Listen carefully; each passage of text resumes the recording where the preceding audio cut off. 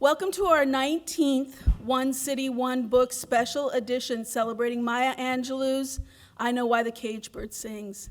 And if you have not come through our Larkin Street entrance to see the gorgeous monument by Lava Thomas, please do.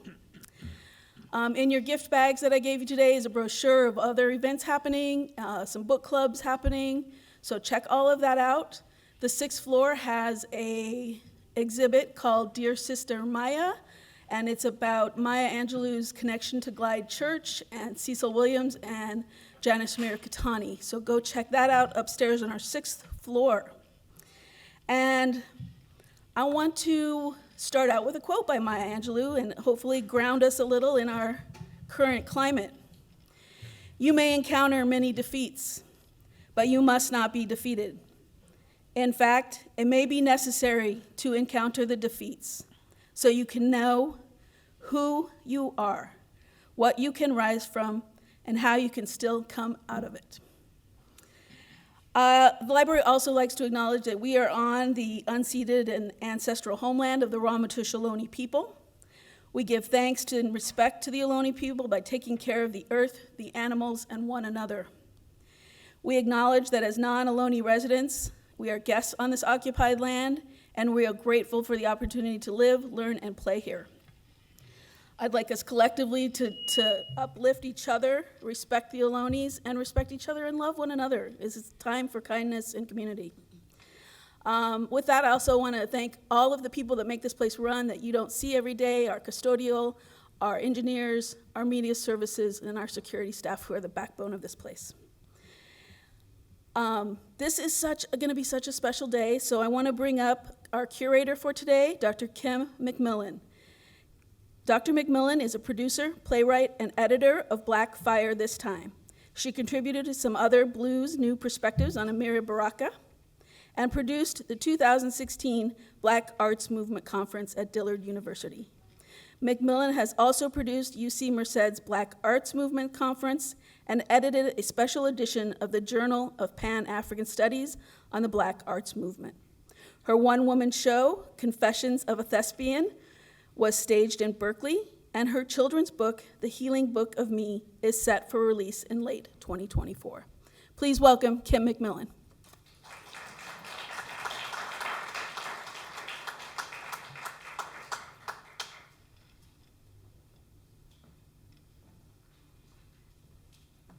Hi, everyone. It's so nice to be at an event that really celebrates culture and the marvelous people that take part in it. And events like this, we're all wrapped up, can hardly wait to happen. So just give yourself a little, time to just spread the arms, spread the legs, whatever, just to get comfortable because we are going to have a blast. And I want to start out first by really thanking Anissa, my lady. I love her name. Because without Anissa, this wouldn't be happening, and I just feel so happy about it. And I also want to thank you all for coming to celebrate Maya Angelou with us. This afternoon would not be taking place without the wonderful libraries, their staff, and the amazing people like Anissa, my lady. And I want to give special thanks to all the artists that have come, and particularly to just this wonderful lady right over here, because without Avotcja and just talking to me about Modúpue, I got so excited. The idea to have such wonderful members of her band on stage. And I want to let you know something about Avotcja. Avotcja is a storyteller, a poet, a musician, and DJ whose work blends fierce honesty and music and poetic mastery. Her poetry resonates with the rhythms of jazz, blues, and urban life, drawing praise from artists and scholars alike. She has been hailed as a unique and invaluable cultural voice, weaving together stories of struggle, triumph, and the beauty of everyday life with her wonderful band, Modúpue.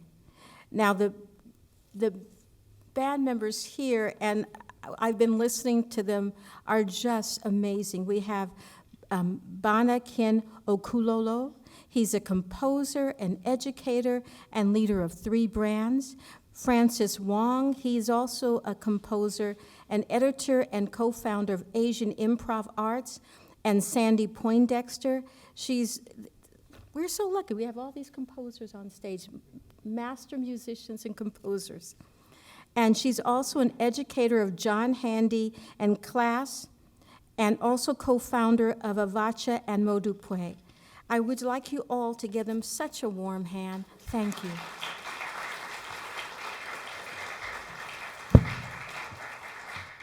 And I want to thank you for coming on out. Modúpue means gratitude or thank you in Yoruba. And if you don't know why I feel grateful, you're just going to hear it. So once again, a good hand for these, my brothers and my sister by another mister, the wonderful Baba Ken Okulolo, Sandi Poindexter, Francis Wong. My name is Avotcja.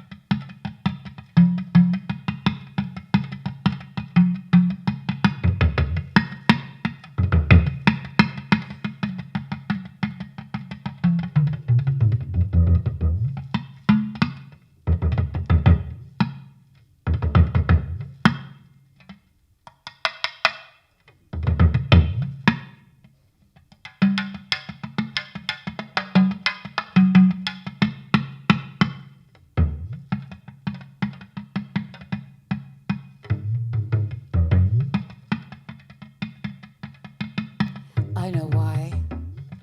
I know why the cage bird sings. The cage bird sings of freedom. Freedom, freedom, freedom, freedom, freedom. And I freedom. know why. I know why the cage bird sings. Yes, indeed. The cage bird sings of freedom. La la la la la la.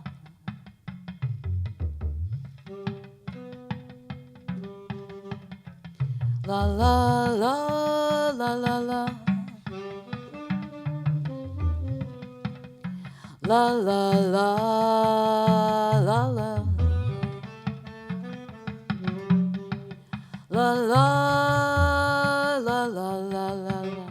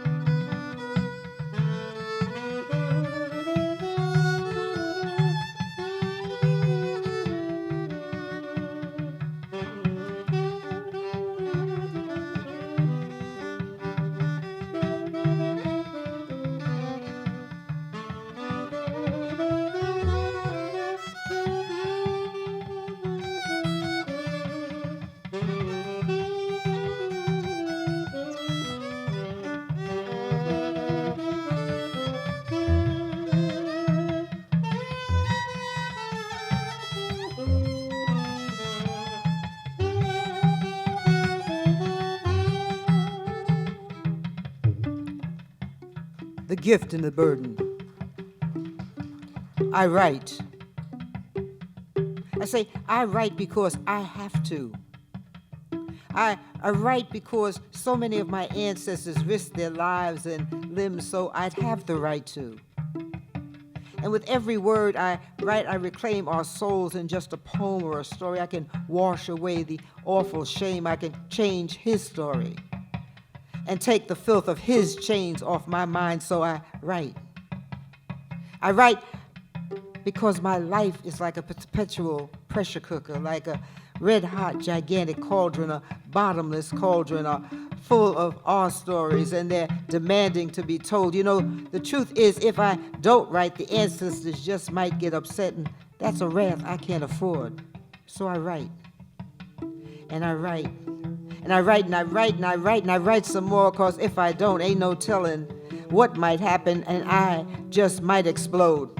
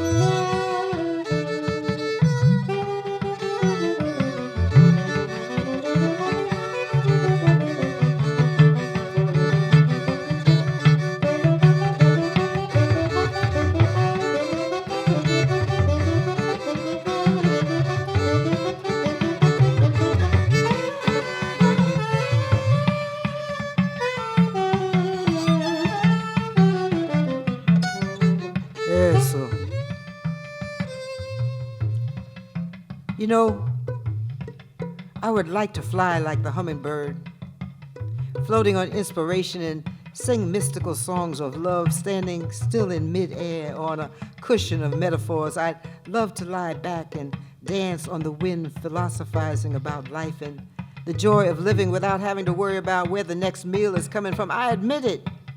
I would love to write pretty poetry about pretty flowers and the beauty of freedom and have the time to enjoy it, but Pretty flowers like freedom are pretty rare around here in my part of the city, where even dreams cost more than I can afford. And the only flowers I get to see live in store windows or lay dead in the streets covered with wine and snot and God knows what, but our beautiful children are watching. I say our beautiful children are watching. They watch like urban butterflies hibernating in concrete cocoons. They watch and they grow and they grow and they watch and never stop dreaming. I say they never stop dreaming of becoming poets. I know.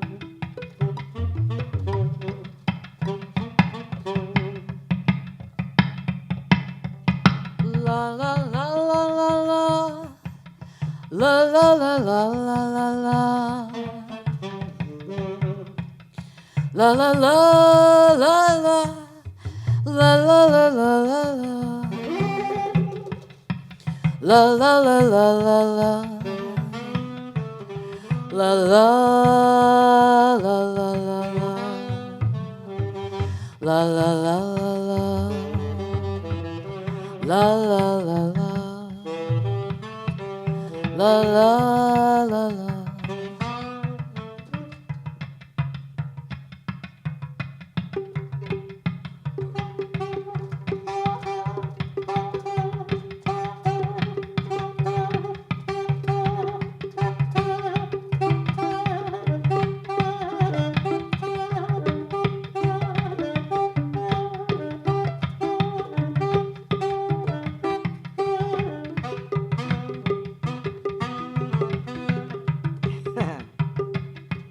Yes.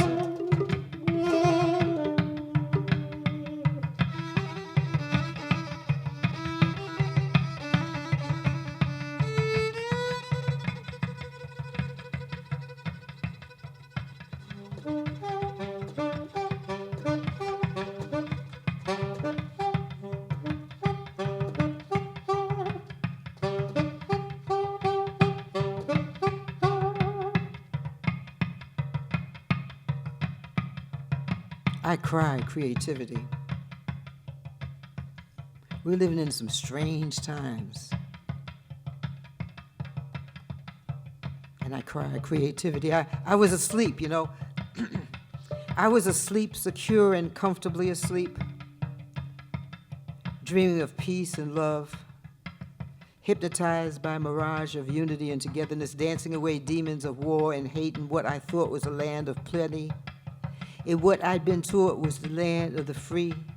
Then I opened my eyes, was slapped in the face by a wide-awake nightmare, senseless, suicidal madness, a world of selfishness, insatiable gluttony, and rampant homelessness, created by short-sighted masters of fantasy, so used to dealing from their deck of unfulfillable promises that they can no longer feel anything real. I opened my eyes and found myself sadly looking at those who are empty inside and seem to think they can fill their emptiness with things and money and more money and more things and more money and more things, and all I could do is cry for those blindly drunk on greed as I write, and I smile as another poem is born, a poem about all the beauty the greedy can no longer see.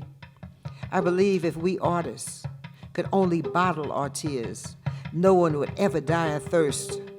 Our tears would become unifying melodies, creative, love-filled, organic, harmonious medicine, and we, an inspiring army of creativity, just might be able to heal the world, one note at a time, one note at a time, one note at a time, one note at a time. I know why the cry, I know why the cage bird sings. I know why the cage bird sings. I know why. The cage bird sings of freedom. I know why. The cage bird sings of freedom. La la la la. Do you know why the cage bird sings of freedom? I know why. The cage bird sings I of know freedom. Let me why. hear you say it. The You know cage why. bird sings of freedom. La la la la la la la. Baba Ken La Okulolo, la la. Sandi Poindexter, Francis Wong. My name is a bird that sings of freedom. My name is Avotcja, and thank you for listening to us. Avotcja Modúpue.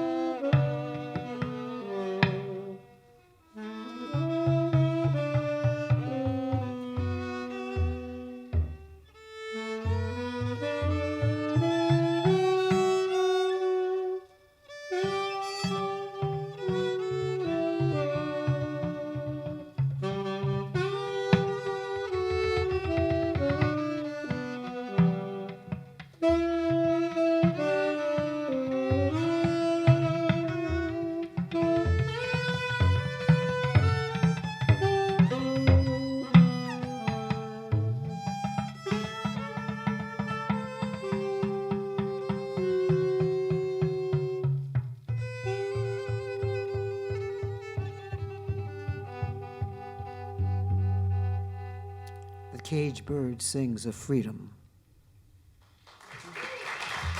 Baba Ken Okulolo, Sandi Poindexter, Francis Wong. My name is Avotcja.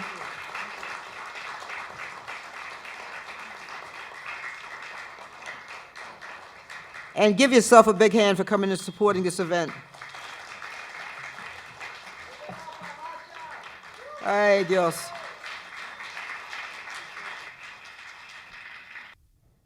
A free bird leaps on the back of the wind and floats downstream till the current ends and clips his wings in the orange sun rays and dares to claim the sky. But the bird that stalks down his narrow cage can seldom see through his bars of rage. His wings are clipped, and his feet are tied, so he opens his throat to sing. The cage bird sings with a fearful trill of things unknown and longed for still. And his tune is heard on a distant hill, for the cage bird sings of freedom. The free bird thinks of another breeze, and the trade winds soft through the sighting trees, and the fat worms waiting on a dawn bright lawn, and he names the sky his own. But a caged bird stands on the grave of dreams. His shadow shouts on a nightmare scream. His wings are clipped and his feet are tied, so he opens his throat to sing. The caged bird sings with a fearful trill of things unknown but longed for still. And his tune is heard on the distant hill, for the caged bird sings of freedom.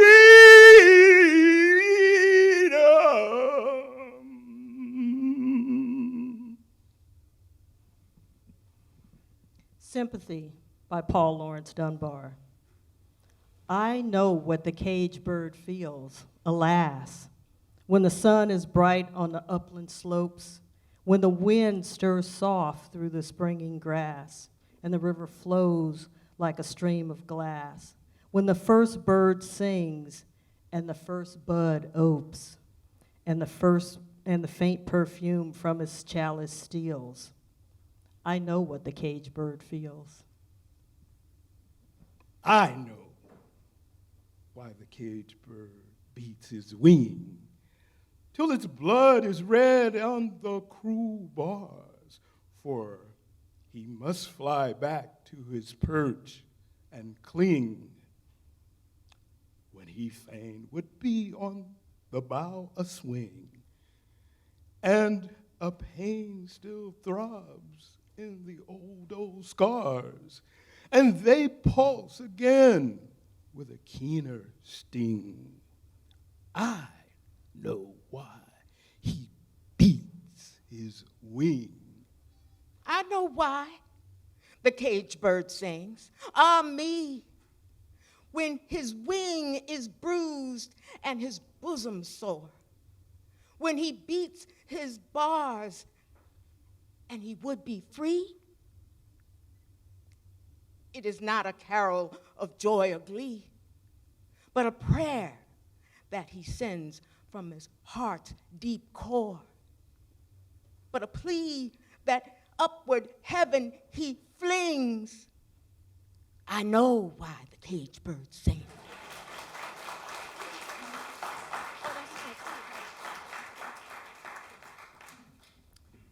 We wanted to surround you with poetry so that you could feel it. And I saw people tapping their hearts. And that was just so beautiful, because it's that knowingness that these words are so important, because it speaks of freedom and the need for all of us to be free.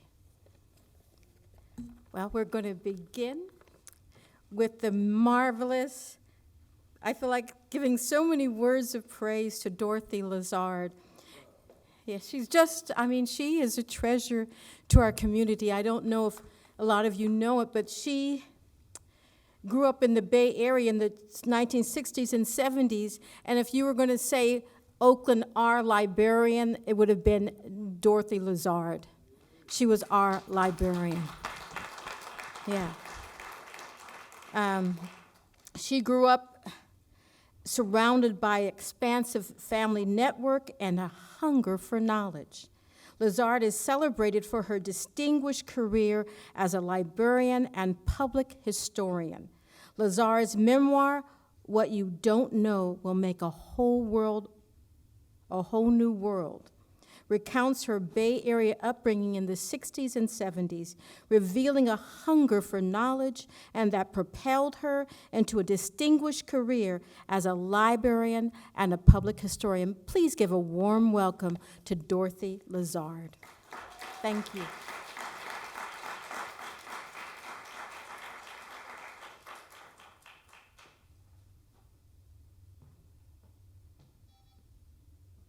Good afternoon, everybody. Thank you for coming to the library, which is one of my favorite places. Get a little water. I've been commissioned to, just a second.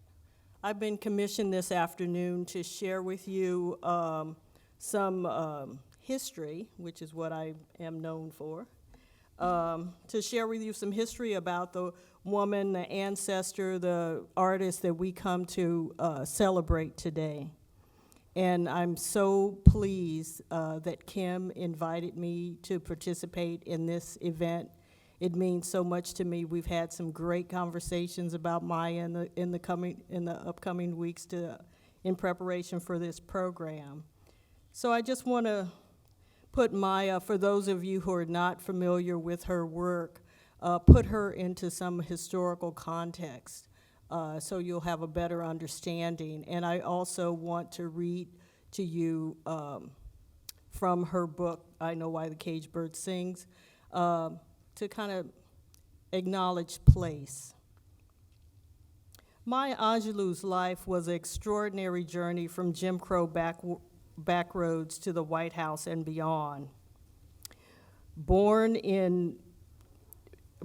of Marguerite Johnson in 1928, Maya spent her early years living with her grandmother, her paternal Uncle Willie, and her older brother Bailey in the segregated town of Stamps, Arkansas, exposed to Jim Crow segregation, Southern folkways, religious devotion, mother wit, and deep community ties. Rendered mute in the aftermath of a sexual assault when she was a young girl, she found solace in her close relationship with her brother Bailey, and also in isolation, in reading, particularly poetry. In her silence, she became a witness, a keen observer of the life around her. Literature was her salvation. During her 5 years of self-imposed silence, she read every book in the black school library and all that she could borrow from the white library.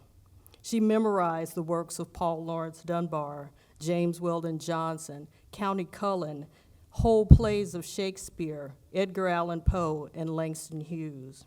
Guided by a caring teacher, Mrs. Flowers, who encouraged her to recite the poems she loved, Maya slowly rediscovered her voice and came to realize that she had, as she said, a lot to say and many ways to say it.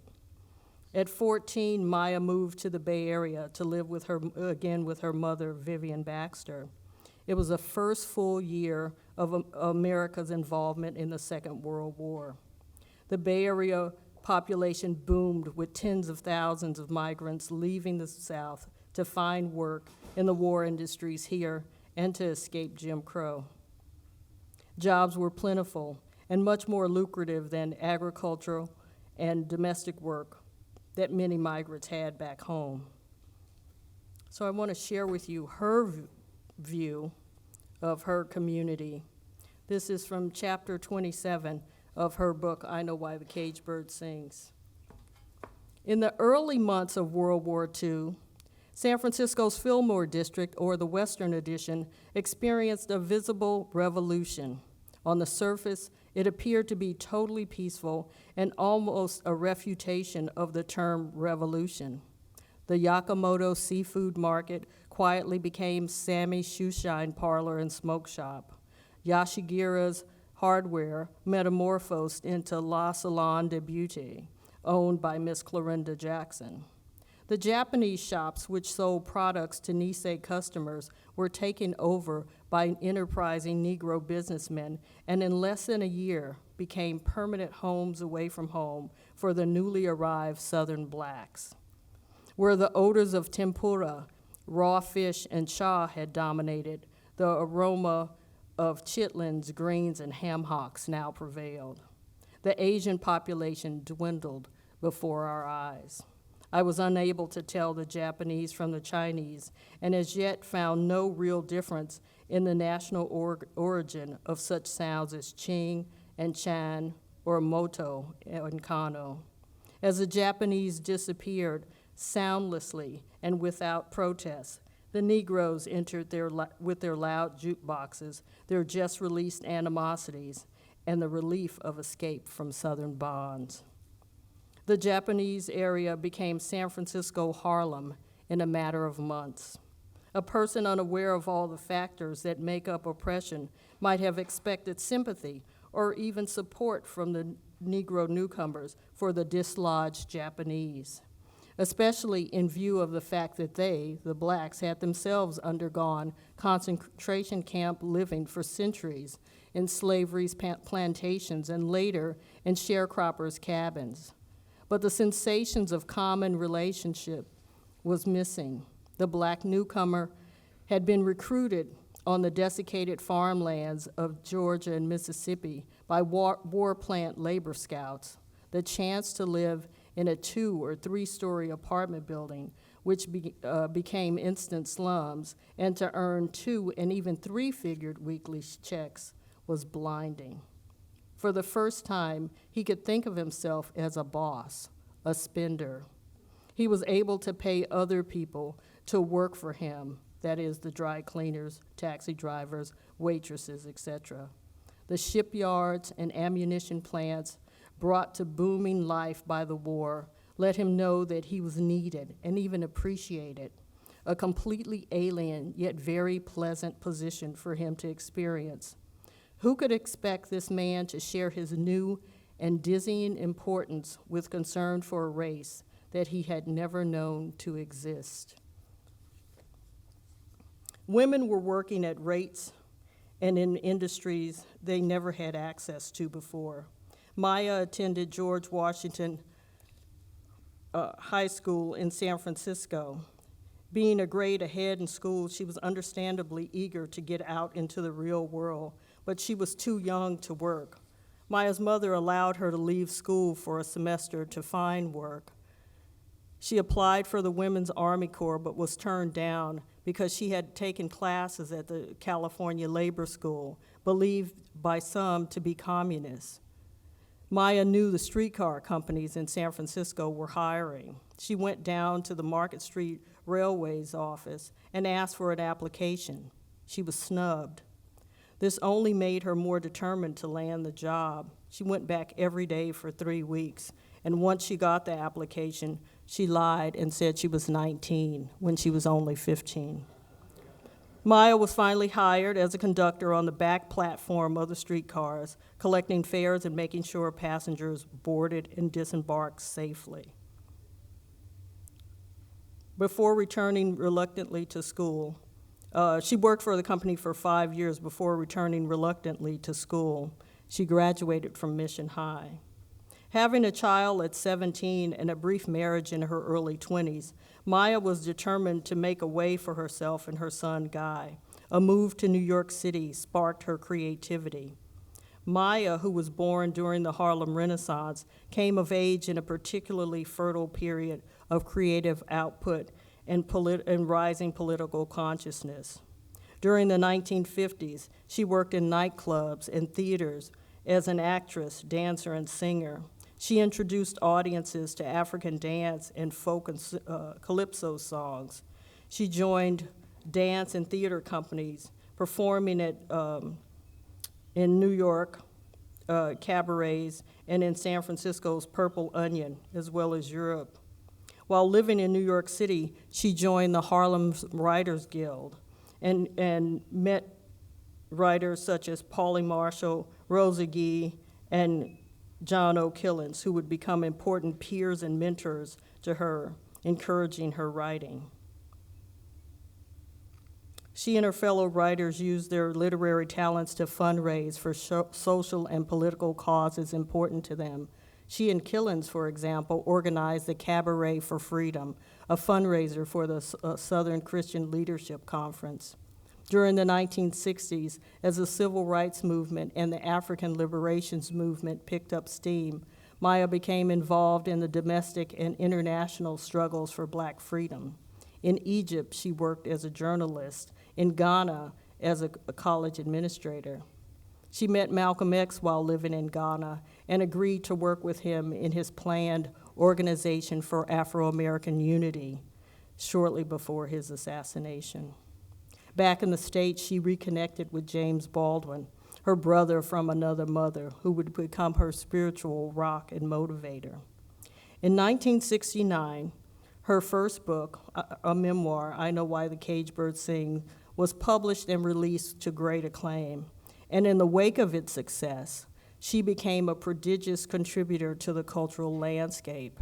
During the Black arts movement, a period roughly 1967 to 1980, she hosted cultural affairs shows on public TV, wrote and directed films, produced volumes of insightful and life-affirming poetry, wrote screenplays, and several memoirs followed.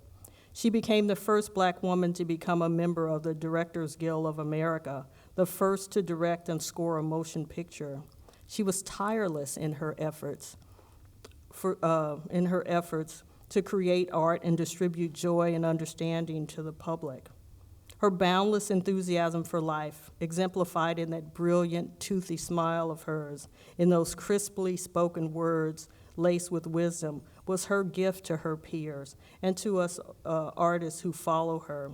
In her regal bearing, she demonstrated a type of freedom born of self-confidence and a hard-earned wisdom. Maya taught us that we can be proud of our young Black selves, that we were enough, and so much more. Growing up, I watched Maya produce art steadily, poems, memoirs, spoken word collaborations, inspiring speeches. She was a spiritual mother to me, modeling confidence, integrity, and self-acceptance. I identified with her as we were born in the same town, the same hospital, shared the same middle name, and had similar stories of family estrangement and deep book love. She demonstrated for me that you could be born into humble circumstances and still live a life rich in spirit, art, and community. She celebrated her humanity, and by doing so, and so generously, she elevated ours. She taught us girls that we could be Black and beautiful, that those two things were not mutually exclusive. Late in life, she continued to inspire new generations of artists, hip-hop artists and filmmakers, through her teaching, mentoring, acting, and public speaking. Her voice, resurrected in childhood, remained her sharpest tool. She was a model of self-definition. At a conference on facing evil, she said, "We need the courage to create ourselves daily." That should be our maxim for this time.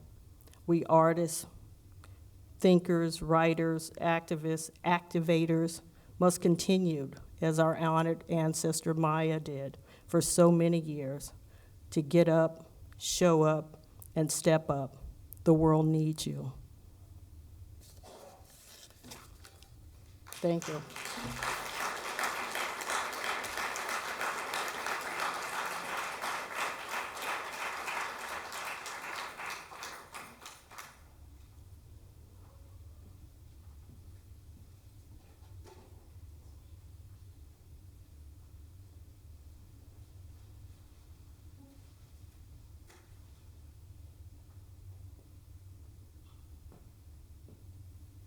Thank you.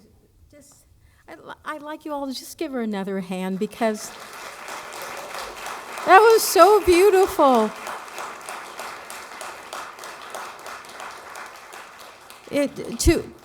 Considering the circumstances she went through at an early age, being raped, losing the ability, trauma, the kind of trauma that some people never recover from, and yet what did she do? She became a voice for millions. Yeah, her words changed so many lives. You just never know what's going to happen. And to have a writer like that, and she affects everyone. I just want to give you one of my Maya stories. When I was putting on the Black Arts Movement Conference in 2014, one of her best friends was telling her about it. So she was on social media just talking about the conference. And you're just amazed because, you're a little hick from a small town, and this goddess is talking about what we're doing because the Black Arts movement was that important to her. Just amazing. Well, our next guest or speaker is Raymond Nat Turner, known in New York as the Town Crier. He is the founder and co-leader of jazz poetry ensemble Upsurge and Upsurge New York City, former co-chair of New York chapter of the National Writers Union, poet in residence at Black Agenda Report and KPFA Radio's Talkies.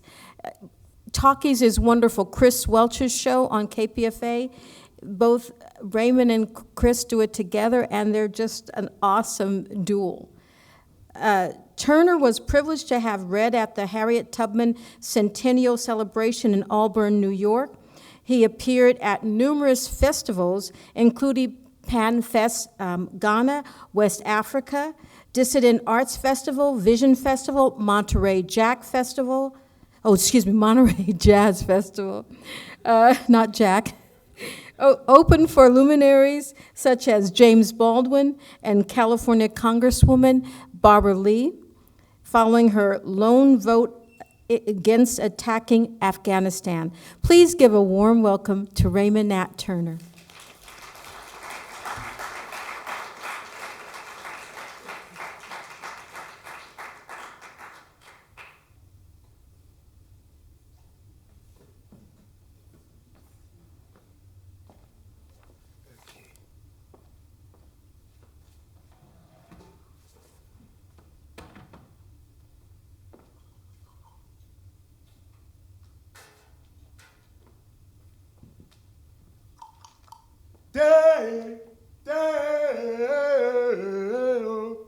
Daylight come and he got to go home.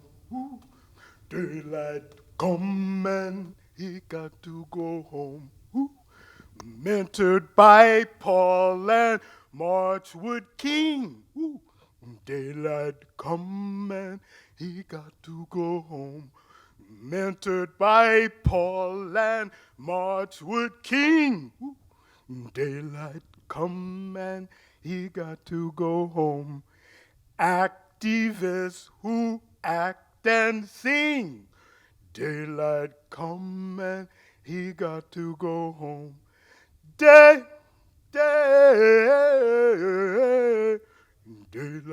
come and he got to go home.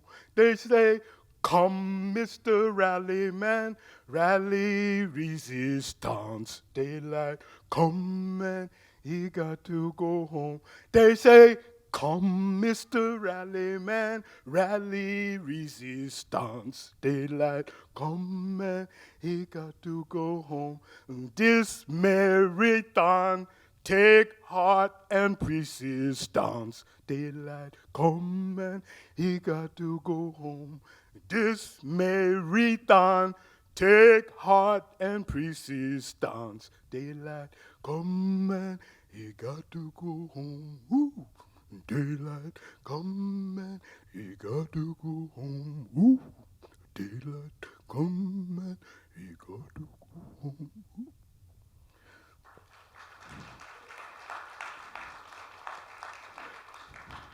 Boom, dum, boom, chaka, dum, bap, that. Oh, wee, dum, boom. ba, chicka dum ba doo, ba, boom. Medicine man, doom ba, chicka dum ba doo, doom ba, doom doom, doom ba, djembe chess, doom ba. The orchestra, dum ba, chicka dum ba doo, dum ba, in its vest, striking local ribs, dum ba, resonating globally, chicka dum ba doo, body painting rhythm, opening hearts, gathering tribes, medicine man.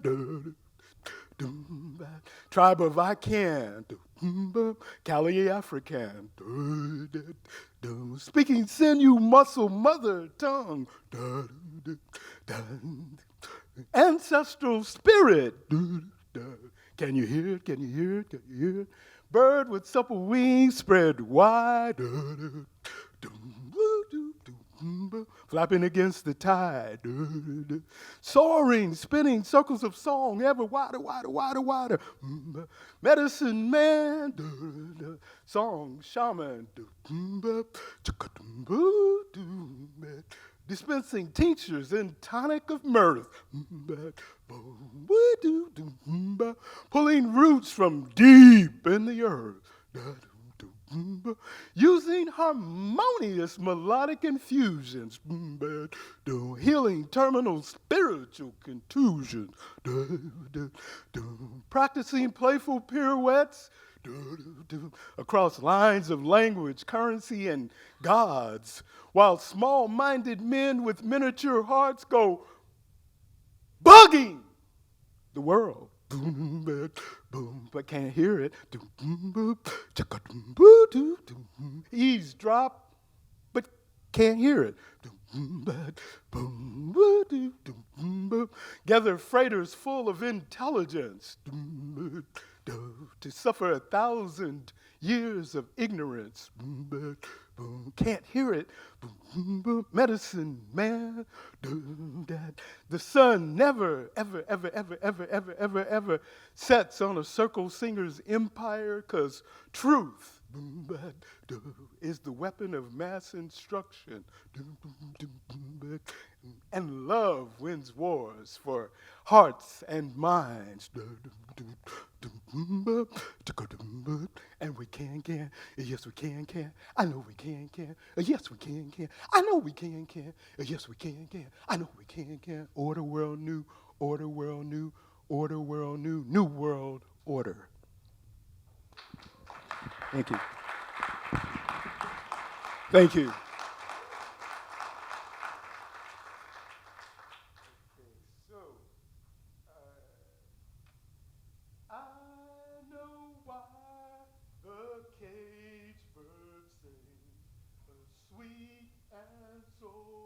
Full song. I know why the cage birds sing when everything seems wrong. Birds who live in cages never spread their wings. They sit on fested feather on the tiny swings and speculate birdseed and while away the day and tuck their heads in feathers in a carnival of rays. I know why the cage bird sings a sweet and soulful song. I know why the cage bird sings when everything seems wrong. I know why the cage bird sings and flaps its tethered wings. Birds were meant to fly away. Birds were meant to sing. Maya Angelou. That was Abby Lincoln. Abby Lincoln, the great Abby Lincoln. Lyrics and words by Abby Lincoln. This is from the woman of the hour, Sister Maya Angelou. I never knew why I was given a scholarship to the California Labor School. It was a college for adults. And many years later, I found that it was on the House Un-American Activities list of subversive organizations. At 14, I accepted a scholarship and got one for the next year as well. In the evening classes, I took drama and dance along with white and black grown-ups. I had chosen drama simply because I liked Hamlet's soliloquy beginning, "To be or not to be." I had never seen a play and did not connect movies with the theater. In fact, the only times I had heard the soliloquy had been when I had melodramatically recited it to myself in front of a mirror. It was hard to curb my love for the exaggerated gesture and the emotive voice. When Bailey and I read poems together, he sounded like a fierce Basil Rathbone, and I like a maddened Betty Davis. At the California Labor School, a forceful and perceptive teacher quickly and unceremoniously separated me from melodrama. She made me do 6 months of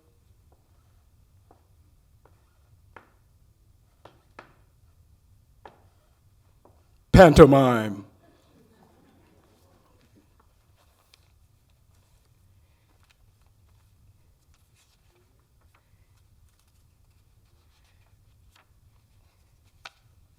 Okay, I have a poem that I wrote in response to one of my all-time favorite photographs, one of my all-time favorite photographs in the entire world, because it reminds me so much of my own family when they would get together for fish fries and other things. It's called Schaumburg Swing. Epigraph, quote, "When a poet dies, something hopeful in the national psyche disappears," end quote. Maya Angelou. Hummingbird's eye into window of history, February 91, 89th birthday of Harlem's poet laureate, and Mama, Maya, Baba, Baraka, show up, show out. Bent elbows, fingers snapping, spontaneity, blues writ large on fierce faces of voracious readers and prolific writers. All 6 feet of Maya and all 5'6" of Amiri in sync, shining for amazed onlookers. Scholarly, searching, you ask, what's soul? What's jazz? What's a slice of black freedom, melodic metaphor freeing most of America? Scholarly, searching, you say, center, contextualize, unpack America's greatness. But there's no need to. Mr. Higgins's photo reduced the world's word count by 1,000. Maya, 1-inch heel, Amiri, bent knees, desert boots, jitterbugging, Texas hopping on the cosmogram. I've known rivers over hallowed ashes of Langston Hughes. in the shrine to truth Schomburg built. Here, black music's intensity in bodies bent, moving freely, bodies exclaiming boldly, it don't mean a thing if it ain't got that swing. Or if the cage bird can't sing, Lord, ain't America great? Thank you. Thank you. I gotta watch my time. I'm on the clock, y'all. This is, I would be remiss if I didn't do this. It's called Dishonest Broker. Metallic music of shovels, abrasion again on bare hands, digging, digging, digging through twisted bones and busted bricks of buildings, to backpacks, baby body parts, to rescue tiny arms and legs emitting whispers, obese bulldozers munching homes and olive trees, settlers snacking on bones of the evicted, aquifer flooded with seawater and sewage are now G-rated nightmares, and matter not to NFL, NBA bipartisans. Fork-tongued, dishonest broker, fluent in the ancient language of genocide, trots out tattered tropes for terror, swears another Oval Office oath on Warhouse Bible, bathed in blood of tens of millions, trail of tears to Wounded Knee, Tulsa to Hiroshima, Korea to Vietnam to Afghanistan, Riddler, Joker, dishonest broker. You have a right to be an aircraft carrier on the desert, acting as a weapons lab, conducting trade shows, disguised as democracy, acting as apartheid state, concealing Third Reich real estate practices. Go on, step on the gas, mow the grass. You have a right to quell them, shell them, bombard them, boneyard them, snipe them, wipe them, unhome them, pogrom them, expel them, farewell them. You have a right to strangulate them, annihilate them, bomb roads they're instructed to travel. Let them all eat lead and gravel. You have a right to kill them one a day for years, daily for decades, until bloody boot prints become normal as ironclad, normal as Baghdad. You have a right to 22 days of carnage, provided you Madison Avenue it Operation Cast Lead. You have a right to step on the gas and mow the grass. You have a right to 51 days of slaughter, just marketed Operation Protective Edge. You have a right to step on the gas and mow the grass. You have a right to Dr. Goebbels' white phosphorus prescriptions for human animals, holding human shields, holding hostages, holding hospital hideouts, holding house keys for 3/4 of a century.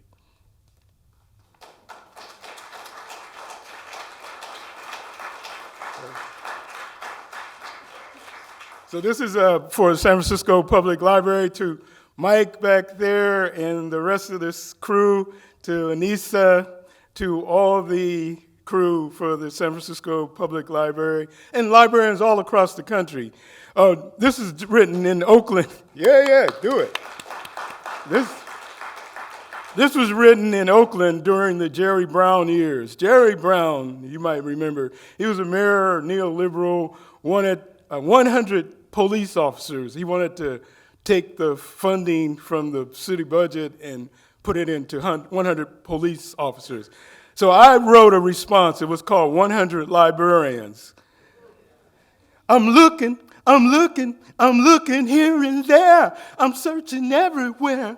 I'm looking for 100 librarians to leap from bookmobiles, wrestle black boys off corners, arrest their attention, transport them to branches, handcuff them to the stacks, and interrogate them.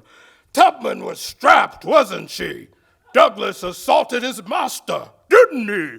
Ida interfered with a lynching, didn't she? Didn't she?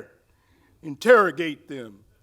You could ID John Brown in a lineup, couldn't you? Where'd old Nat hide the murder weapon? Where? Interrogate them. Who's the brown bomber? What's Ali Boumbaye? Interrogate them. Home was stolen 18 times. Who did it? Who? Who performed the first open heart surgery? Who invented the shoe-lasting machine, traffic light, and air brakes? Who invented bleach, mayonnaise, shaving cream, peanut butter, and axle grease? Who? Who went by the street name Wizard of Tuskegee? Who? I'm looking here and there. I'm searching everywhere. I'm looking for 100 librarians to diagram crime scenes called Cape Coast Castle, Goree Island, the point of no return. Sketch composites of kidnappers, mutilators, murderers, rapists, alias Christian founding fathers. Investigate dealers of Igbo, Wolof, Ashanti, Fulani, Mandingo. And crack down on criminals, disinformation, misinformation, digital Jim Crow. I'm looking here and there. I'm searching everywhere. I'm looking for 100 librarians to investigate what boys know about Brown versus the Board of Education, black codes, slave codes, Fanon, Nkrumah, Lumumba, Contras, and crack cocaine. Investigate when 100 homicides became routine. I'm looking here and there. I'm searching everywhere.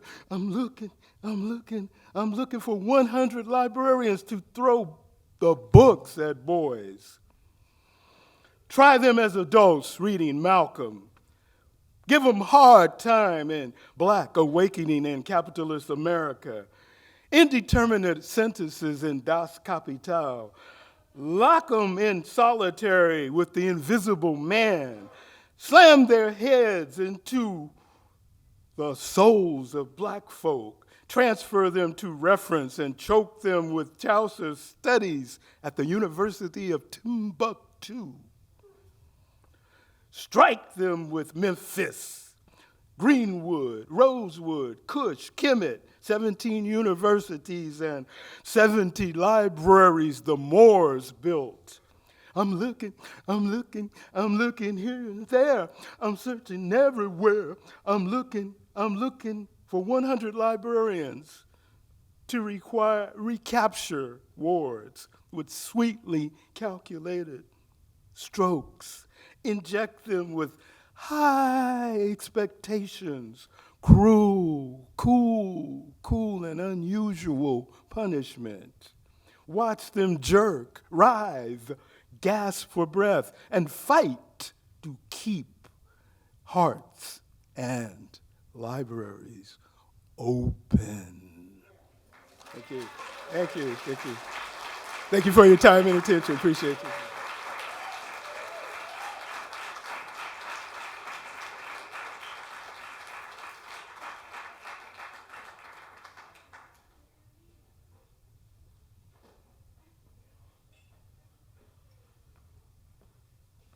How about giving Raymond another hand? That was fabulous. Thank you, Raymond. We have two more poets, and then the night ends or the afternoon ends. But it's been a pleasure to see an audience with so much enthusiasm and love. Just beautiful. Our next poet is Darius Simpson. He is a new African writer, performer, and skilled living room dancer from Akron, Ohio. He aims to inspire those chills that make you frown and twist up your face in approval.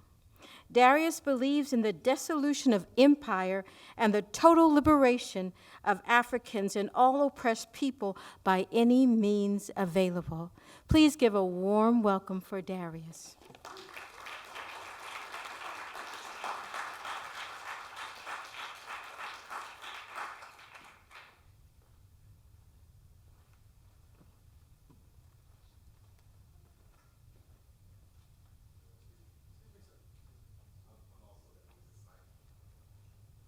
This one on. Hey, thank you. What's going on, y'all?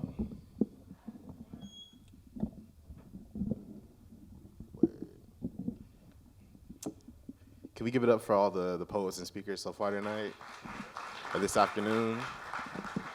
I don't know who to ask. There was two things that felt parallel. I was gonna use this mic too, so I appreciate you broke the ice for it.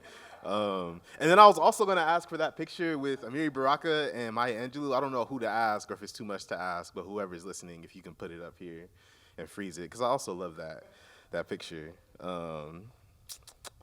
Poems. Really grateful for the opportunity to come here and share some work with y'all today. I know we're in the library, so I wanted to introduce a little bit of how I get down on stage and an audience to y'all, and if it feels relevant, feels like comfortable for you, maybe you can engage in that way too. So I'm gonna say some poems, I'm gonna say some words, talk a little bit of stuff, and if anything that I say resonates with you, one of the things that you can do, you can snap. Can we practice snapping? For sure. If you're able, we can stomp. Can we practice stomping? You can say wow. Can we say wow? You can say, oh my God. You can say, damn. Another option, you can make that sound that you make when you have a really warm or a cold, depending on what the food is. A really delicious bite of one of your favorite foods, right there. But not just the When you get that bite, it's been a while, like can we all go Right on.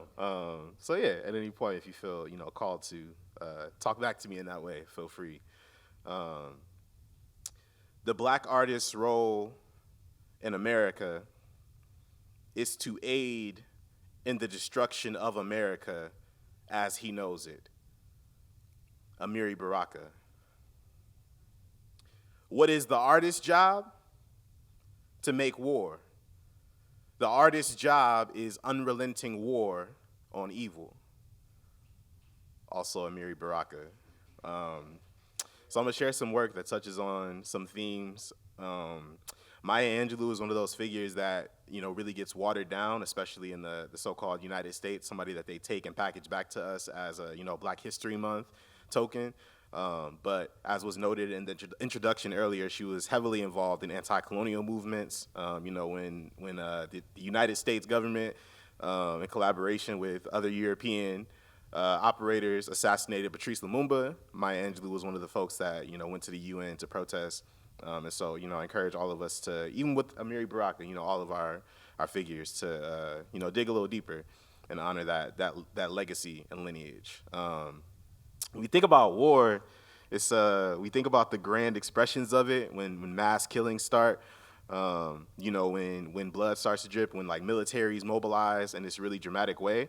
And as I'm sure a lot of y'all are aware, we're currently at war. We being the people of the so-called United States. Some of y'all might be a part of the ruling class in here, in which case you're who we're at war with. But I make the assumption that most of us are not a part of that that class and those people making those decisions. And so right now, those corporations, the politicians that are being funded and paid for by those corporations, the landlords, they're all acting in collaboration, right?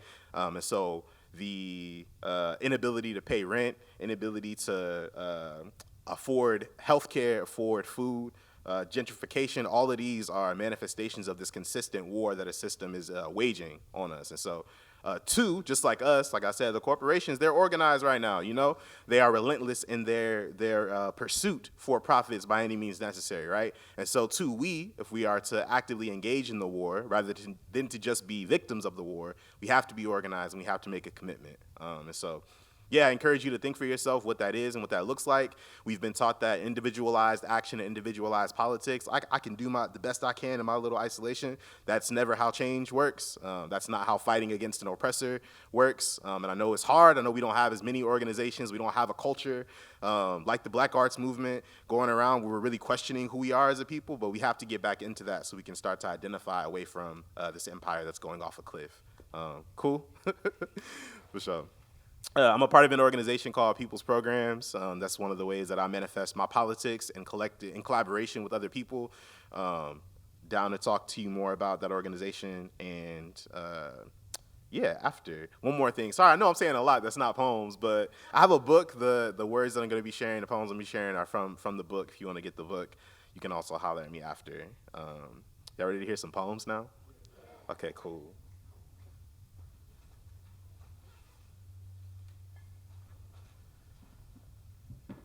Some of y'all was a little too enthusiastic. Like, all right, bro, shut up and do the poem. I was playing.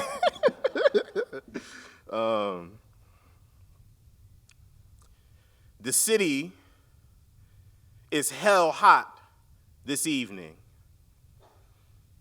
No, that's not wildfire smoke you smell. That's my neighbor lighting a match on the ashy backside of a cop car. Since the mayor won't democratize housing as a human necessity or right. Burnt concrete and abandoned RVs made the fire department think they got pig salaries and pig appetites and pig weapons. It's best we not bring up the issue of water. The Great Migration is mapped in lead pipes, city charters written with African blood, and maybe this issue is black and white, like an apartheid newspaper clipping or a panda-colored occupation force, or a hollowed-out high school on the west side of a sundown town where night never ends, or it could be I'm just buying time with borrowed interest between revolutions, spinning the wheels of my granddaddy's Cadillac, singing some old blues song about lineage. I'm from Ohio originally, but right now I live just east of a contradiction, where clumps of knotted human hair skip excitedly over sidewalk cracks and pairs. Screeching tires scrape murals into overpopulated, overpatrolled crosswalk paint. City tremors and zip codes shaken loose from indigenous childhoods. Colonialism don't respect finders keepers. All's fair in genocide except self-defense. There are humans too familiar with the politics of thunderstorm forecasts. Squalor sitting right next door to neighborhood-sized apartment buildings. There's half-empty baby bottles rolling over broken glass. Under the freeway, there's dead grass, grappling with the distance between beating hearts, piles of repurposed couch cushions, and bench warrants covered in sewage. Climate crisis is disgusted by how many civilians we pile on the curb, while profits skyrocket for empty housing units, while a high-rise falls out the chapped lips of an investor. I'm not really sure how leasing works. I got my degree in human decency. I'm not really up on the latest ethics for ownership. All my comrades keep space on the couch and a spare blanket. We push the weight limits of a Honda Civic, and there is always room. Sunday is a good excuse to shoplift under capitalism. Yesterday was sufficient evidence to stack bricks outside the courthouse. Yesterday was sufficient evidence to stack bricks outside the mayor's kitchen window. 1970s criminal records are waiting for academics and artists to put back on our work boots. I'm not sure what's legal and what's tradition anymore, but at some point, y'all, I'm sick of this shit. Has got to lead us to get rid of city council, lest we be made of plastic promises too, lest the young have a bone to pick, lest that bone come from our inactive skeletons, lest there be no lands left to pick a fight on. I blame the suffering last for how we survived the winter. I blame the governor for flooded highways and raining ash. I blame poverty on vegan diet commercials and yoga studios. I blame police for lead pipes and poisoned middle school history lessons. I blame police for all the mornings my father bit his tongue on the job. I blame police for my lazy eye twitch and my obsessive desire to produce. You know, I even blamed the sheriff's office last week when I stubbed my toe. It left this iron star-shaped blood stain in my sock. Okay, so maybe the rally won't quite get us free. I've drummed at more protests than celebrations. By protest, I mean we had a target and goals. Without permits, we marched to the rhythm of tears beating the pavement skin. What's clear is that we've been here before and will again. What's clear is that there will be war until we win the war. If there is no war, maybe Africa can sleep with both eyes closed. Maybe Cuba can get a decent shot at a Sunday afternoon. Maybe Palestine will look back on occupation as a faint memory. Maybe our movements coming to a standstill won't be surrender. Okay, so maybe the rally won't get us free on this here Tuesday. But listen, for a few hours, my lungs heave with a force besides grief, and thousands of pissed off cardboard posters bounce beside me. And yes, we have to organize outside of mobilizations, but damn it, they're killing children over there, and over here, and last night, and the week before last, and since the first settlers colonized. And don't that mean we got to burn something? And don't that mean we don't stop till sunrise blossoms and burnt orange haze spills across skyline bridges? And ain't that physics or human nature or the least we could do for our babies? There is entirely too much ash in this oxygen. There are simultaneously not enough fires on the West Coast. This evening, I say coast and think of river borders and sea blockades, of dense populations and open air prisons, of gas mask, keffiyeh, and bandana bandages, of rocks denting literal cannons. My comrades remind me there are fires to start. And I realize my hands are not nearly dirty enough. It's hot.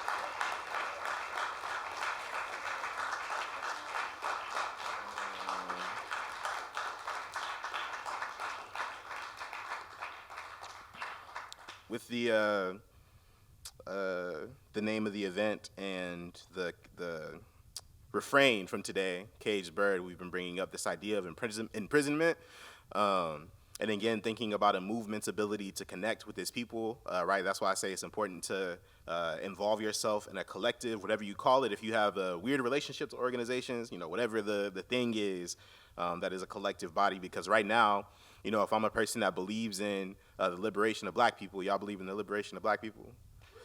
For sure. Some folks like, I think they're liberated enough. No, I'm just playing. But if you believe in the liberation of black folks, right now, we have folks behind the walls who have given their lives for our liberation. You know, folks who not just said that maybe we can get some voting rights, maybe we can change this part of our reality, but said we're going to struggle until freedom, until revolution, you know?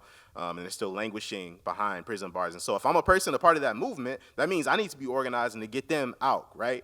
Because they're a part of this thing that I say I'm involved in. And if I'm serious and I'm concerned about my people. And so political prisoners are heavy on my mind right now. If you're unfamiliar with the idea of political imprisonment, it's essentially people who got active behind their politics, whether they were behind bars when they were politicized or whether they were on the outside, and are being heavily punished in an incongruent way for their political activity. And so, yeah, it's important for us to look them up. If you want to know more about political prisoners in the so-called U.S., especially black folks, check out Jericho Movement. Y'all familiar with Jericho Movement? For sure, right on. Check out Jericho Movement. Yeah. Another reason it's important to be involved is so that we can decide who our martyrs are, who are the people that we hold on to, and what parts do we hold on to, right? I talked about the way that it's essentially the caricaturization of Black history in a way that it's like, this is your figure, and we hear about Dr. King in this very particular context. We hear about Maya Angelou and Why the Cage Bird sang, and that she stood next to Bill Clinton and did the poem. We don't hear about anti-colonial Maya Angelou, right? And so it's important for us to be involved so that we can choose that. One of the ways that we're consistently beaten down in this war is we're told that we can't defend ourselves. It's inappropriate while the state is murdering your people for you to take action to defend yourself. And so we're taught perfect victims are the people that we should lionize, that we should make chants for and all that, not the folks who defended themselves. And so this is a poem that deals with that. In response to the righteous self-defense of a colonized person, a very well-meaning bystander said, you know he shot at the police, right? You know he might not have had his hands up. You know he did not mentor at-risk teenagers after school. You know he was not up to date on his YMCA membership. You know his license was suspended and his taillights shattered. You know he wasn't wearing a lick of white when they found him. Had his pants sagging, had his shirt untucked, had his lips unbuckled, dripping southern twang all on the concrete. It sounded like a mouthful of honeybees was stuck at the top of his throat. You know he was black. Like black, like dark roast coffee beans, black like ashy knuckles, cradling a bottle of wild Irish rose on the sidewalk, black like scarecrow, perched just outside that liquor store doorway, black like purple tar gums and gold teeth, like paper bag hands and menthol breath, like empty Black and Mild wrappers stuffed in the glove compartment. I heard it wasn't even blood where they left him. I heard it was just puddles of red Kool-Aid. I heard it was just stains of strawberry pop fizz. Sugar would have got him if 12 didn't. His teeth were little yellowing daggers. He was a dragon. Returned fire. Went out in a puff of smoke. He was a weapon. Didn't beg for his life or ask for his mother or his partner. That nigga went out on his feet. He brought a gun to a gunfight, brought mutiny to a slave ship at the Atlantic shoreline. That nigga was a nigga. Not like ha-ha, nigga. Not like next Democratic presidential nominee, nigga. Not like run fast, jump high, nigga. Like worm food covered in tree bark. Like lead water clogging an artery. Like dead leaves stuck in a gutter. Like storm the arsenal and shoot the masters. He was one of those give me liberty or give me blood types. That nigga had the nerve to want freedom and then go do something about it and still. What y'all gonna march for him? What would Malcolm X's old zoot suit think? What would a white woman's rendition of Dr. King think? What would the noose say? What if they see us mourning and think we just as dangerous as him? What if I say liberation and they think I mean I hate America? What if I hate America but don't know no other homeland? Shit, what if America hates me back and does something about it, but doesn't leave me time to shoot first? That's it.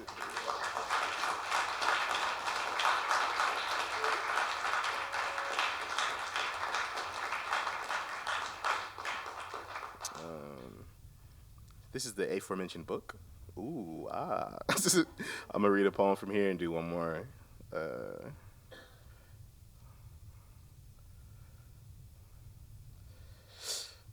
It's called We Don't Die.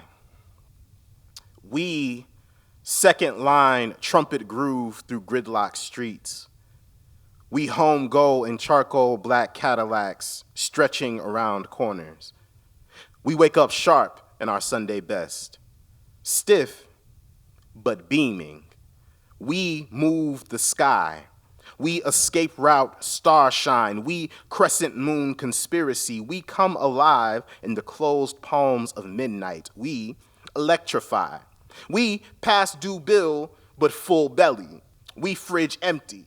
We pocket lent payments. We make ends into extensions. We multiply. We claim cousins as protection. We so-and-so plus in them. We extend family to belong to someone. We siblings because we gotta be. We chicken fry. We grease kitchen. We hog neck greens. We recipe scraped together from scraps. We prophesy. We told you so, even when we never told you nothing. We omniscient, except with our own business. We swallow nations' anthems and spit them out sweet. Make them sound like red velvet ain't just chocolate but a little dye in it. We bend lies. We amplify. We laugh so hard it hurts. We hurt so quiet, we dance. We stay fly. We float on tracks. We glide across linoleum. We make it look like butter. We melt like candle wax in the warmth of Saturday night liquor sweat. We don't die. We dust that colonies couldn't settle. We saltwater city built from runaway skeletons. We organize. We Oakland in 66. We Attica in 71. We Ferguson before and after the camera crews. We bow but don't break. We break but don't crumble. We won't die. We won't die. We won't die. We won't die. We won't die. We won't die.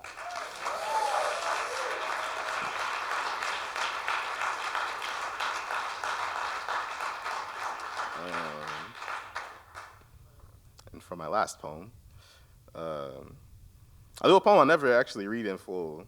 It's called Objective Facts.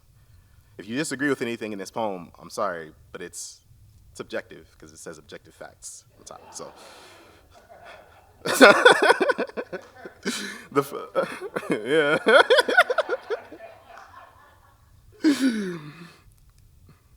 Banana is a terrible artificial flavor. Again, I'm sorry, it's objective. It's okay to shoot back at cops. I'm not an advocate for violence, but for peace. Violence is houseless evictions during fire season. Violence is the terms houseless eviction and food waste. Violence is 8-figure budgets for cop unions. You have to say it 3 times before it sticks. Whoever invented banana flavoring hates us. Banana flavor tastes nothing like bananas.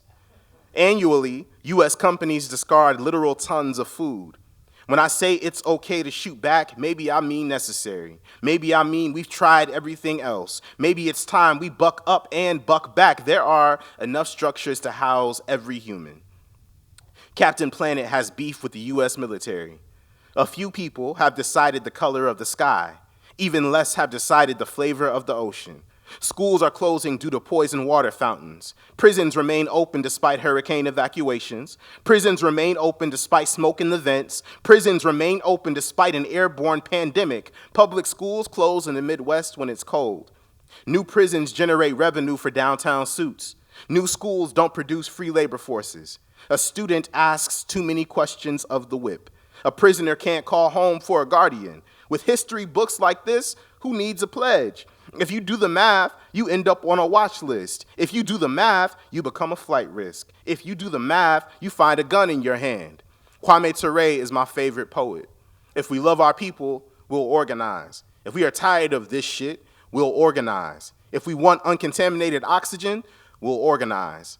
My parents want a revolution, but not a revolutionary son. Obama was the most effective war criminal to date. I'll trust a white revolutionary before a black overseer.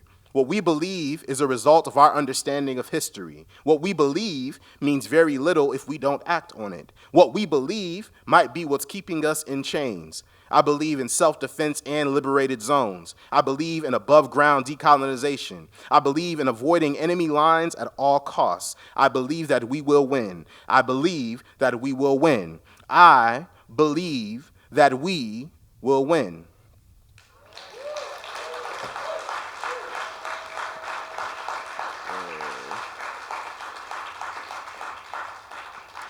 Okay, I lied. One more poem.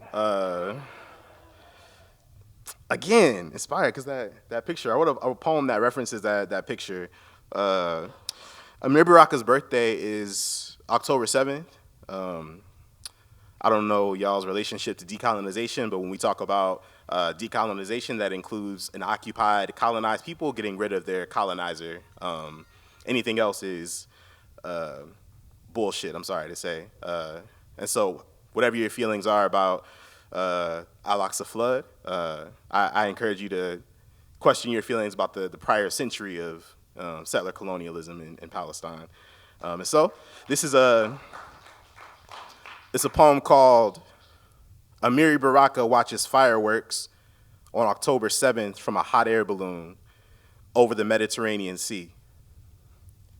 My birthday is not often cause for confetti or candles, but revolution gets me going, and parachutes remind me that the Air Force couldn't snatch my fly or aptitude for thought. All genuine people recognize skillful art when witness to it. And this wasn't nothing but good poetry, not that paper stuff. It's just certain things you gotta get up and go after yourself, like Stolen Homeland or One Last Dance with Your Love. And I know this feeling won't last till morning, but there's balloons peppered between clouds they said was reserved for occupation drone cover. I heard that fence was solid as Mike Tyson's jaw, but turns out it wasn't nothing but tissue paper or a pile of dry maple leaves.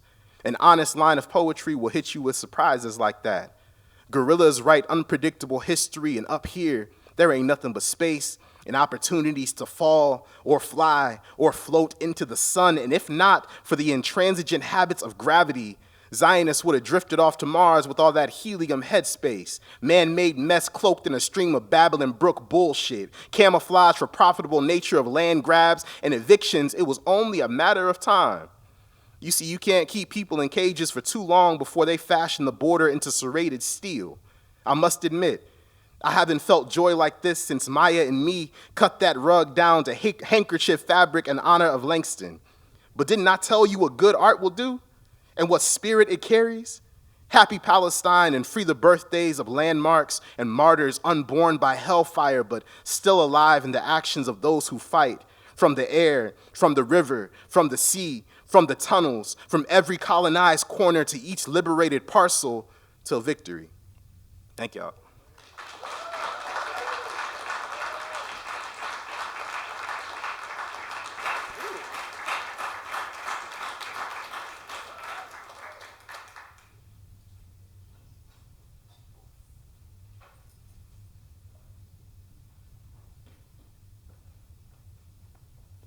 So the last poet of the evening.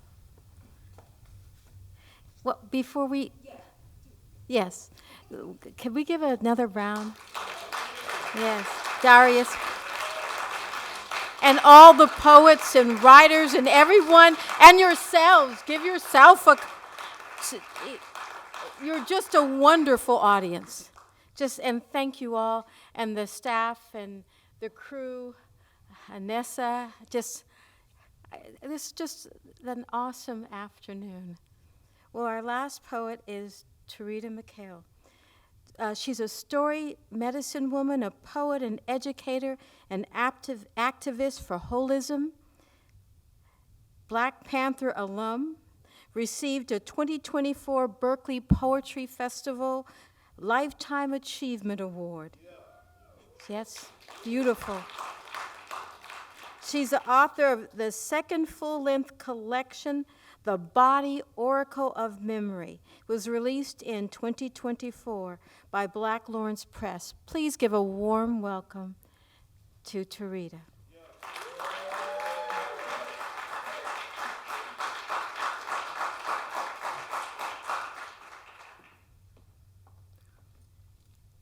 Wow, my goodness. Right? You know, we this is what we do. And there's so many ways to look at language because the English language that we speak is non-causal, so it doesn't always look at the full circle of things. So when we talk about colonization, we think about land, but we never think about our spirit, the personality, the psychology of what goes on in our mind. We don't always think about that. Unless, of course, we're educators and like, you said, how are we going to keep the libraries open? How are we going to keep them from banning books? Because, wow, I was in Contra Costa teaching poetry out there, and I went just listening, just watching. It's not too much difference in what's going on in West Oakland. It's fascinating. But there was this woman sitting in the lunchroom, and her eyes were just stark. She just looked like, so what's wrong? She said, they're going to write a book according to the movie of The Color Purple and ban Color Purple, the book. Now, Alice Walker had already cried behind the movie being done. So much was cut out, left out. But there was that teacher, European, blue-eyed, blonde hair, looking struck when I walked in. She was like, she just received the news. So I'm passing it on to you, if you didn't already know.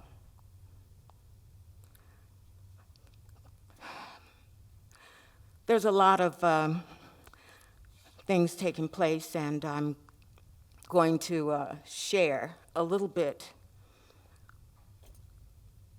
of the parallel that took place between Maya and I. And just over the years, it just kept on building and building. So I'm going to share that with you in a poem, so bear with me.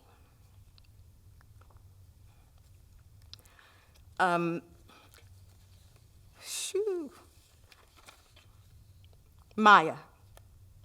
Parallel strings of you and I verse place 2+ decades ahead of me. Places you 2+ decades ahead of me. Reflects month, birth, day, yours April 4th, mine April 5th. Our Mississippi, Arkansas families. Our mothers, nurses. Their Oakland homes. Our endearing Uncle Willies. However, your second verse of Caged Bird said, but a bird that stalks down his narrow cage can seldom see through his bars of rage. His wings are clipped and his feet are tied, so he opens his throat to sing.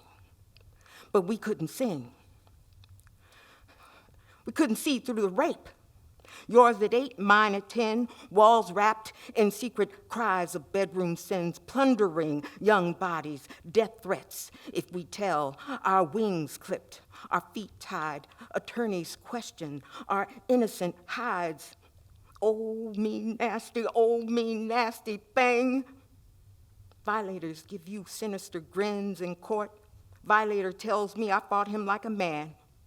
You blame yourself for rapist's death, convinced you lied, denying horrific act, and the lie detector that they put me on said I lied.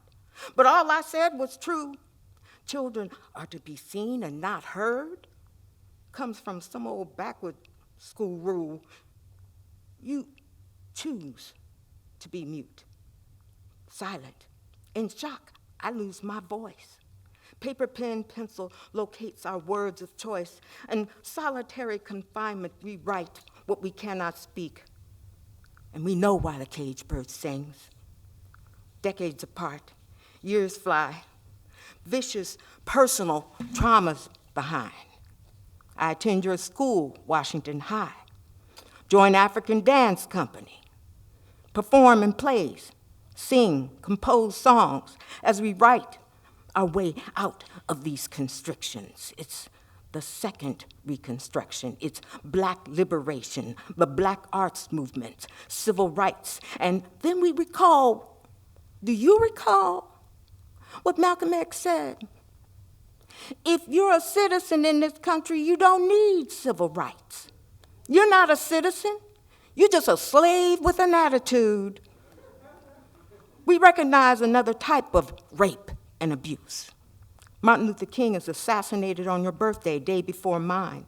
We black blues black like the doc you produce after his demise, and know why the caged bird sings for freedom, but we shall not be moved. I'm a panther working in the free health clinic where activists, poets, journalists, teachers bold, our poems curated in the same publications from M Review, Blackfire 1 and 2, St. Louis, Drum Voices, where you were senior editor.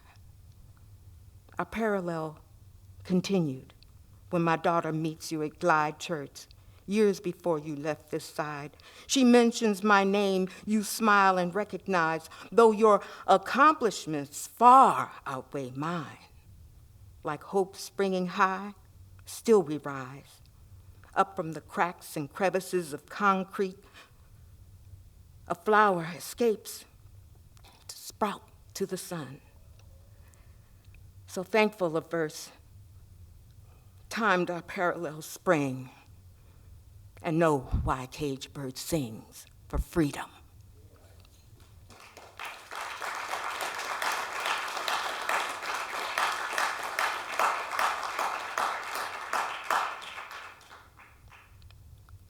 Now, as I said earlier, there are ways to colonize the spirit.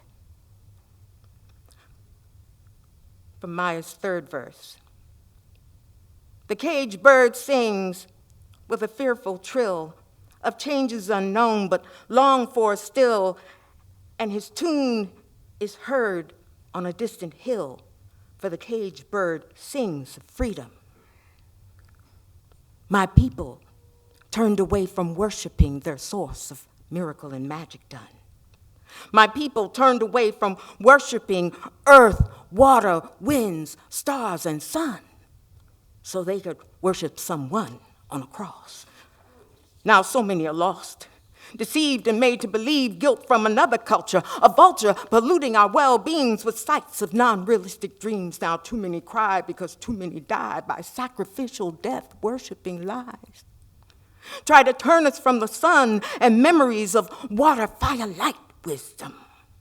Drums, sacred hums, trees holding seeds with enchantments and glories, telling stories, evoking magic, sacred names, bringing thunder, lightning, and rain. Lord of my gods, my people turn from senses, engraved by life's light, where body was first scripture, and earth by heaven held the scripts to the laws of life.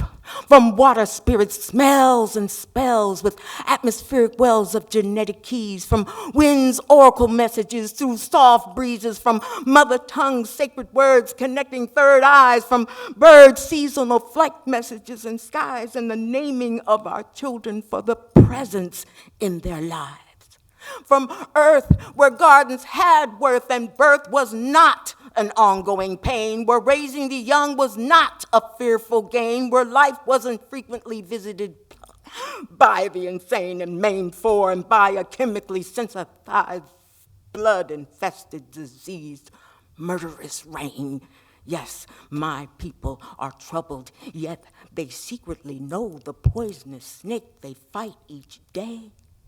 As ancestral spirits whisper miracles and magic done, with earth, water, wind, stars, and sun, where darkened skin sung fire, light, wisdom as dark simmering coals, housing souls and spiraled rows of rainbow lights, seers of scripted sights. Yes, my people are troubled by what might have been, could have been, before we allowed them to turn us away from worshiping earth, water, winds, stars, and sun, so we could worship someone on a cross. But this too shall pass.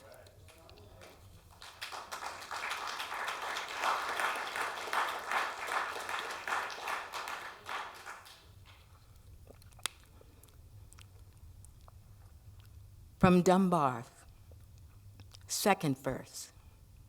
I know why the caged bird beats his wing, till its blood is red on the cruel bars. For he must fly back to his perch and cling, when he fain would be on a bough of swing, and a pain still throbs in an old, old scar, and they pulse again with a keener sting. I know why the caged bird. I know why he beats his wing. I know why a caged bird sings. What happened to him? What happened? Did you see him? I've not heard from him. What happened? He's someone's father, son. Appears he's gone ghost. What happened to him? Last saw him in the store paying for his son's birthday bike. So proud. No problem between him and the clerk. He pays part cash, part credit card. So proud, this young chocolate 30-something father buying a bike for his son's birthday. Receives his receipt. Heads toward the exit. Police watch stops him. What's wrong, he asks. I have my receipt. They won't answer. What's wrong? What did I do? I have my receipt. My son is waiting for me. I told him I have something special for him. He's waiting for me. Police smirk, handcuffs him. Another takes his son's new bike. Another empties his pockets, takes wallet, change, and receipt. What did I do? What did I do? My son is waiting for me. Don't you have a son? How would your son feel if you didn't come home? But they never answered, because his black life didn't matter.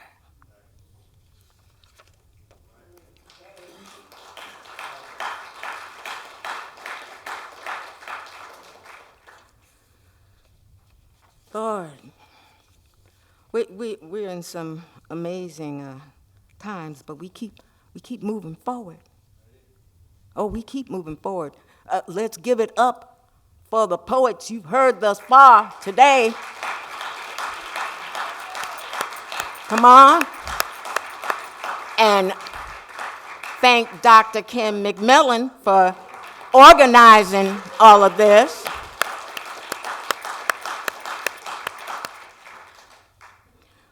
We keep moving forward. A free bird leaps on the back of the wind. And this is from Maya's first verse of Caged Bird. Bird. A free bird on the back of the wind and floats down stream till the current ends and dips his wing in the orange sun rays and dares to claim the sky. A dream occurs. Wind's caressing face ascends invisible stage, plot obscure yet familiar. How did I arrive so high, overseeing Golden Gate Bridge, glide into bay from Pacific emerald embrace, landmass blushing olive jade, sandalwood cliffs, 360 panoramic view insist I fly east, pushed from azure skies, dipped into tangerine gold sunrise, breeze tunneling through olfactory, water-coated mist, ear oracle sound enlist lungs, salty, emboldened, I've claimed the sky. It said we have intuition, an unconscious ambition. The meaning of intuition is inner guard, but honey, times have changed, and so have the guards.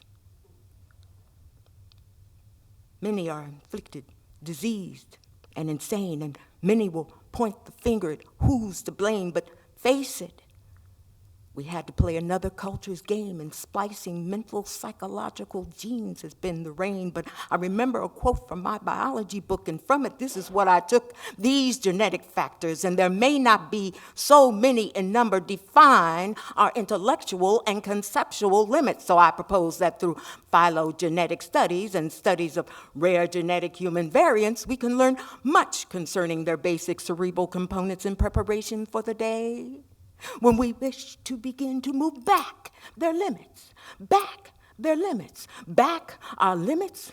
We gather in universities with open minds. We seek to gain, not knowing in the learning there's given this unconscious pain.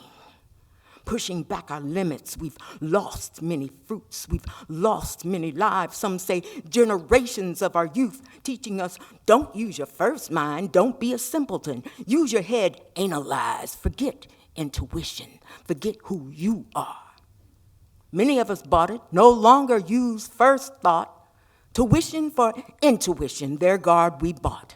Now we're in a prison. Many of us are barred from an unconscious division within ourselves and who we are. They taught us English and angle-leashed in our minds, whipping our brains and kicking our behinds, telling us it's foreign intelligence they see and how badly we needed to get their degree, knowing all they teach is not the truth because they lied, stole it, and twisted it after they got it from our ancestral roots.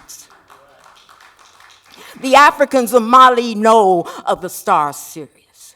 The Egyptians are Africans who built the pyramids. Medicines, culture, they sought with us. We knew things they did not. How to live with the earth, knowing seasons of the sun and respecting when planting and harvesting had to be done. And then I remembered a quote from Moon 2 about an old Mwenge woman who could neither read nor write, but she could see clear through. She looked at the European man and said, "You people are disarmingly naive." And he dared to reply, "Have you, like us, been able to create so many marvels that excel the imagination?" Yes, my child, with all that, you understand nothing. Yes, we knew all about the center, the care of the earth, and the sun being the center of this universe. Thousands of years ago, we knew many universal truths scientists today can't refute, but they continue to teach, double think, and speak to open minds and hope you won't see it, to trip you up in their time. Speaking from the throat, not from the head, hoping your eye is asleep and in their dream. Instead, you got to know the culture that's very slow and naive. And all they say isn't so you can't believe it. You can't believe it. Ozone, polluted, the toxic waste. Waiting to watch the 6 o'clock news people talk about it, it's glamorous paranoids. All so vicious, with no respect for life, no respect for earth, no respect for the human life. All because of the changing of the guards, barring us from our inner selves, because the English grammar is a gram that is marred. It's a messed up measure of a guard.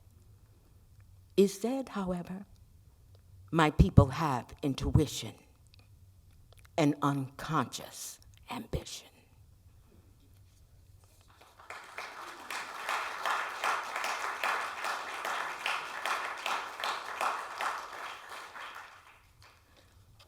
Now I want to thank the library again and Anissa for sending all those books.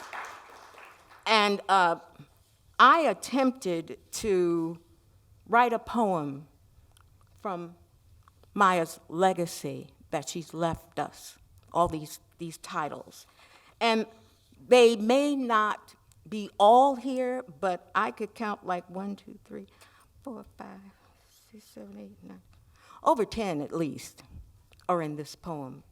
So I hope you gather something from it. And remember, I only write from what I felt and feel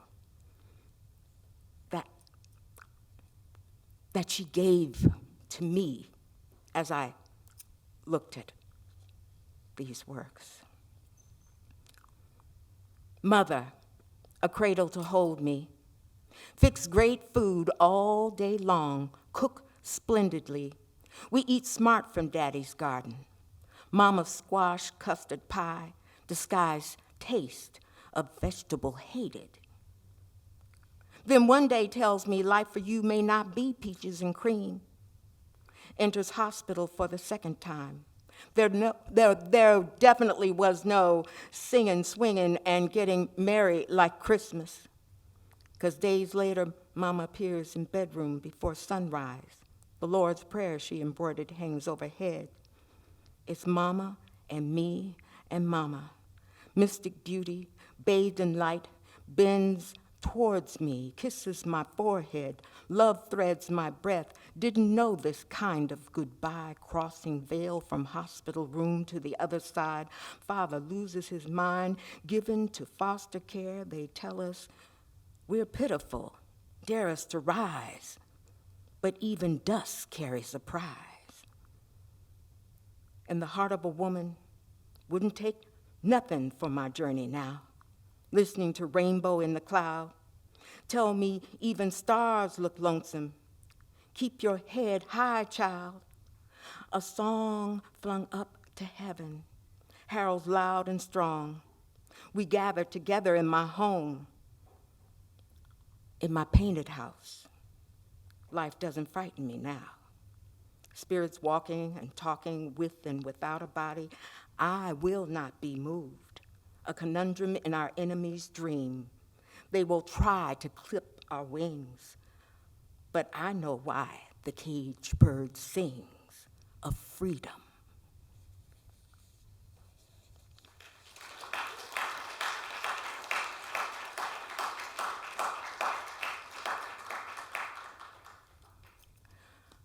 There was a number of things I kept trying to figure out, but you heard some of which she had gone through, and I was really had a lot of mixed feelings about doing that first poem relating to what we both went through. But from all the schools I've been in, and I've published like 73 or so anthologies and talking to all these children from 5 Bay Area counties and dealing with what I hear. Kids need to know what they can come up from. Because when they see me here, they don't see where I've come from. So it's important, if you have a history that you feel will help someone, you let them know about it. And say, oh yeah, a belief and a strength in the powers that be your ancestors, yes, a way is made. I discovered that to achieve perfect personal silence, all I had to do was attach myself to leech-like sound. I had to stop talking. I began to listen to everything. I probably hoped that after I had heard all the sounds, really heard them, and packed them down deep in my ears, the world would be quiet around me. I walked into rooms where people were laughing, their voices hitting the walls like stones, and simply stood still. In the midst of the riots of sound, after a minute or two, silence would rush into the room from its hiding place because I had eaten up all the sound. In the first weeks, my family accepted my behavior as a post-rape, post-hospital affliction. Neither the term nor the experience was mentioned in grandmother's house, where Bailey and I were again staying. They understand that I could talk to Bailey, but to no one else. Then came that last visit from the visiting nurse, and the doctor said I was healed. That meant that I should be back on the sidewalks playing handball or enjoying the games I had been given when I was sick, when I refused to be the child they knew and accepted me to be. I was called impudent. I'm a muteness, sullenness. For a while, I was punished for being so uppity. Then I wouldn't speak. And then came the thrashings given by any relative who felt himself offended. I'm just going to end it there because sometimes when children are to be seen and not heard, and yet they're supposed to respond in everything, but they're holding all this pain inside, and they don't know what to say or how to say it. Sometimes it's good just to listen and be quiet. Just listen. I'm going to end with this last poem. Bread of heaven, feed us till we want no more, and give us this day our daily bread, eternally fed in wombs, entombed in holy rooms, where ovens and ovens rise with the breath of life, and genetic keys are recipes to what we be.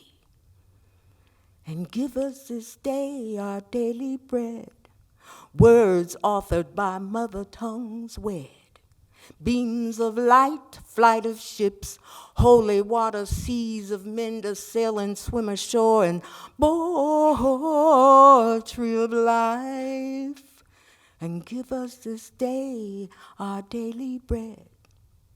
We carry the sacred bowls and are fed. The rainbows be us. The breath of life sees us and gives us this day our daily bread. Bread of heaven, feed us till we want no more.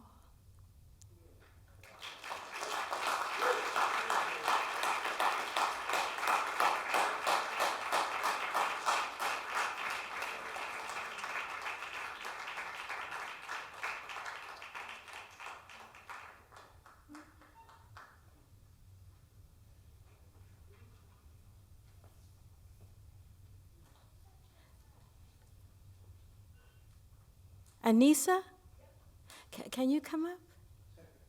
Thanks.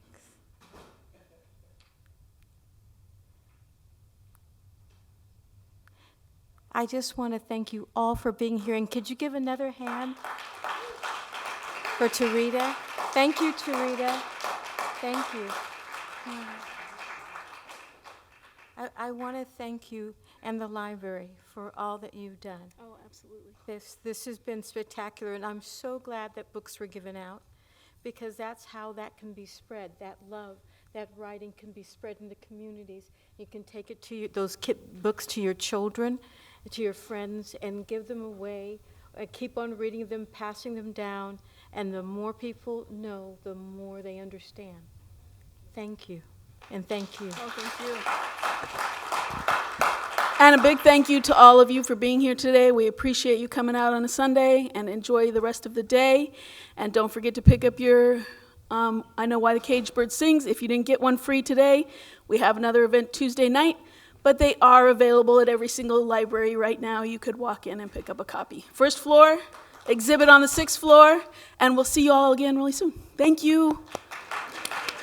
Thank you, poets and musicians. Oh my God, thank you.